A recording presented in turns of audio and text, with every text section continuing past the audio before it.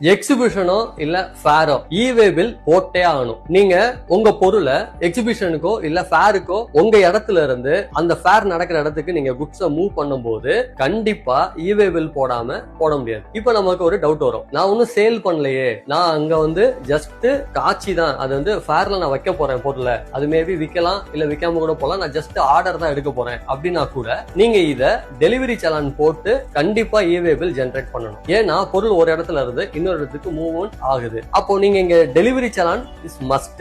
Delivery சலான்ல என்ன பண்ணும், என்ன மாதிரியான பொருள் போகுது, அதோட வேல்யூ என்னங்கறத டிசில மென்ஷன் பண்ணணும். மென்ஷன் பண்ணதுக்கு அப்புறமா உங்களோட இவே பில் போர்ட்டல்ல அவுட்வர்ட் சப்ளைல எக்ஸிபிஷன் ஆர் ஃபேர் அப்படின்னு ஒரு ஆப்ஷன் இருக்கு. அதை கிளிக் பண்ணி நீங்க இவே பில் ஜெனரேட் பண்ணலாம். ஒன்ஸ் நீங்க ஜெனரேட் பண்ணிட்டீங்கன்னா எக்ஸிபிஷனுக்கோ இல்ல ஃபேருக்கோ போகும்போது எந்த விதமான தடையும் இல்லாம கொண்டு போக முடியும். இவே பில் ஜெனரேட் பண்ணிட்டு நீங்க பொருளை கொண்டு போனீங்கன்னா எந்த பிரச்சனையுமே இல்ல. அப்படி பண்ணலைன்னா ரோவிங் ஸ்குவாட்ட்ட மாற்றுறதுக்கு நிறைய சான்சஸ் இருக்கு.